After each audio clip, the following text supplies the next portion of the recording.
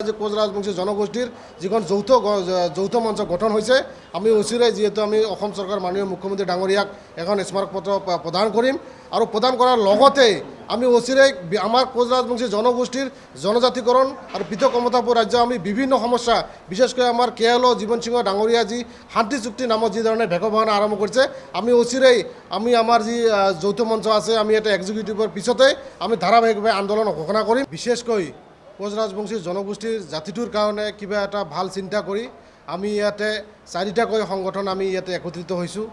আমি দুটা আক্ৰাছু এটা বিটিআৰ আক্ৰাছু আছে লগতে আমাৰ প্ৰাক্তন কেএলৰ যি ছ'চিয়েল এণ্ড ৱেলফেয়াৰ ডেভেলপমেণ্ট এটা ছ'চাইটি আমাৰ লগত আছে আমি অচিৰেই কোচ ৰাজবংশী জনগোষ্ঠীটোৰ কেনেকৈ আমি এটা ভাল এটা বাতাবৰণ সৃষ্টি কৰিব পাৰোঁ কেনেকৈ কোচ ৰাজবংশী জনগোষ্ঠীৰ উন্নতিৰ কাৰণে চিন্তা কৰিব পাৰোঁ কেনেকৈ আমাৰ কোচ ৰাজবংশী জনগোষ্ঠীৰ জনজাতিকৰণৰ কেনেকৈ আমি আদায় কৰিব পাৰোঁ আৰু বিশেষকৈ কোচ ৰাজবংশী জনগোষ্ঠীৰ যি মানে উন্নতিৰ কাৰণে বা যি কোচ ৰাজবংশী জনগোষ্ঠীৰ আন্দোলনৰ প্ৰতি সন্মান জনাই যিখন কাউন্সিল গঠন কৰি দিছিল বৰ্তমান তাৰিখত যি ধৰণে কাউন্সিলখনত যি ধৰণে দুৰ্নীতি অভিযোগ এটাৰ পিছত এটা অভিযোগ এটাৰ পিছত এটা দুৰ্নীতি যি ধৰণে হৈ আছে ক'বলৈ গ'লে কোচ ৰাজবংশী জনগোষ্ঠীৰ কাৰণে এটা লজ্জাজনক ক'বলৈ গ'লে কোচ ৰাজবংশী জনগোষ্ঠী টোটালি এটা অপমানজনক হৈছে সেইকাৰণে আমি অচিৰেই কোচ ৰাজবংশী জনগোষ্ঠীৰ উন্নতিৰ স্বাৰ্থত কোচ ৰাজবংশী জনগোষ্ঠীৰ কিবা এটা ভাল চিন্তাত আমি অচিৰেই KACখনৰ এটা কিবা সিদ্ধান্ত ল'ম আৰু বিশেষকৈ আমাৰ যিখন আজি কোচ ৰাজবংশী জনগোষ্ঠীৰ যিখন যৌথ মঞ্চ গঠন হৈছে আমি অচিৰেই যিহেতু আমি অসম চৰকাৰ মাননীয় মুখ্যমন্ত্ৰী ডাঙৰিয়াক এখন স্মাৰকপত্ৰ প্ৰদান কৰিম আৰু প্ৰদান কৰাৰ লগতে আমি অচিৰেই আমাৰ কোচ ৰাজবংশী জনগোষ্ঠীৰ জনজাতিকৰণ আৰু পৃথক ক্ষমতাপুৰ ৰাজ্য আমি বিভিন্ন সমস্যা বিশেষকৈ আমাৰ কেএলও জীবন সিংহ ডাঙৰিয়া যি শান্তি চুক্তি নামত যি ধৰণে ভেকভাৱনা আৰম্ভ কৰিছে আমি অচিৰেই আমি আমাৰ যি যৌথ মঞ্চ আছে আমি এটা এক্সিকিউটিভৰ পিছতে আমি ধাৰাবাহিকভাৱে আন্দোলন ঘোষণা কৰিম আৰু যি আমাৰ অহা লোকসভা নিৰ্বাচনৰ যি ফলাফল হ'ব 4 জুন তাৰিখে 4 জুন তাৰিখ পিছৰ পৰাই আমি যি আমাৰ গণতান্ত্ৰিক পৰ্যায়ত যি আমাৰ আন্দোলন কাৰ্যসূচী আছে আমি ধাৰাবাহিকভাৱে চলাই যাম আজি এখন কোচ ৰাজবংশী ছাত্ৰ সংগঠন দুটা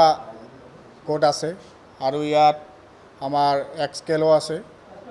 আৰু লগতে আমি বিটিআৰ আক্ৰাছু আছোঁ আজি চাৰিটা সংগঠন মিলি এটা আমি কোঅৰ্ডিনেশ্যন কমিটি বনাইছোঁ কোচ ৰাজবংশী জনগোষ্ঠীটোৰ যি আমাৰ সমস্যা আছে জনজাতিকৰণ পৃথক ক্ষমতাপুৰ আজি চাওক আজি আমি আমাৰ মাজত যি ভাগ বহুটা বিভাগত আমি আজি ভাগ হৈ আছোঁ তাৰ কাৰণে আজি আমি চবে মিলি আজি আমি একগোট হৈছোঁ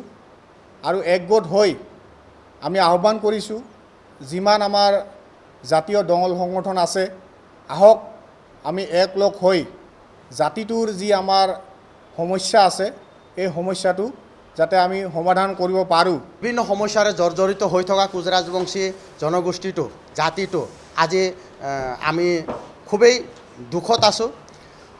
গতিকে আমাৰ বিভিন্ন সমস্যা আছে এই সমস্যাসমূহ সমাধান কৰাৰ কাৰণে আমি দীৰ্ঘদিন ধৰি আন্দোলন কাৰ্যসূচী চলাই আহিছোঁ কিন্তু আমি এতিয়া আন্দোলনৰ নামত আৰু আন্দোলন কৰাৰ আমি মানে ইচ্ছাকৃত নহয় গতিকে আমি অসম চৰকাৰ আৰু কেন্দ্ৰীয় চৰকাৰক আমি অৱগত কৰিব বিচাৰিছোঁ কোচ ৰাজবংশী জনগোষ্ঠীৰ যিবিলাক সমস্যা আছে এই সমস্যাসমূহ অতি শীঘ্ৰে সমাধান কৰি কোচ ৰাজবংশী জনগোষ্ঠীটোক মানুহ হিচাপে জীয়াই থাকিবৰ কাৰণে যি অধিকাৰ সেই অধিকাৰখিনি আপোনালোকে আমাক প্ৰদান কৰক অন্যথা কোচ ৰাজবংশীসকলে চাওক যদি এই কোচ ৰাজবংশী জনগোষ্ঠীখিনিয়ে আমি হয়তো আজি গণতন্ত্ৰক বিশ্বাস কৰোঁ কাৰণে গণতান্ত্ৰিকভাৱে আন্দোলন কৰি আহিছোঁ ইমান দিনে আৰু গণতান্ত্ৰিকভাৱে আন্দোলন কৰি আজি এইটো পৰ্যায় আহি পাইছোঁহি গতিকে এই ক্ষেত্ৰত আমি বহুতো দুখিত যে আজিলৈকে কোচ ৰাজবংশীসকলক কোনো ধৰণৰ চৰকাৰে গুৰুত্ব আৰোপ কৰা নাই আজি বহুতো চৰকাৰ আহিল আগতে কংগ্ৰেছ চৰকাৰ আহিল এতিয়া বিজেপি চৰকাৰ আহিল বিজেপি চৰকাৰে অহাৰ পিছত কৈছিল কোচ ৰাজবংশীসকলৰ যি সমস্যা আছে এই সমস্যাসমূহ অতি শীঘ্ৰেই সমাধান কৰা হ'ব কিন্তু আজি কপতি দুটা কাৰ্যকাল তেওঁলোকৰ পাৰ হৈ গ'ল কিন্তু আজি কপতি আমাৰ যি সমস্যা হৈয়ে থাকিল সমস্যা সমাধানৰ ক্ষেত্ৰত তেওঁলোকে কোনো ধৰণৰ গুৰুত্ব আৰোপ নকৰিলে সেয়ে আমি দাবী উত্থাপন কৰিছোঁ আজি ইয়াতে আমি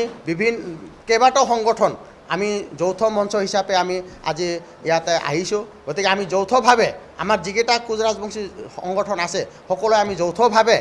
আমি এতিয়া আন্দোলন কাৰ্যসূচী চলাই যাম গতিকে এই যাতে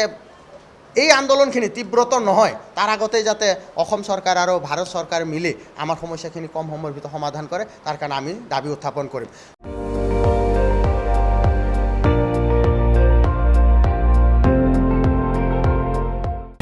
আপুনি চাই আছে ND24 সৰ্বশ্ৰেষ্ঠ নহয় সৰ্বোত্তমৰ দৌৰত।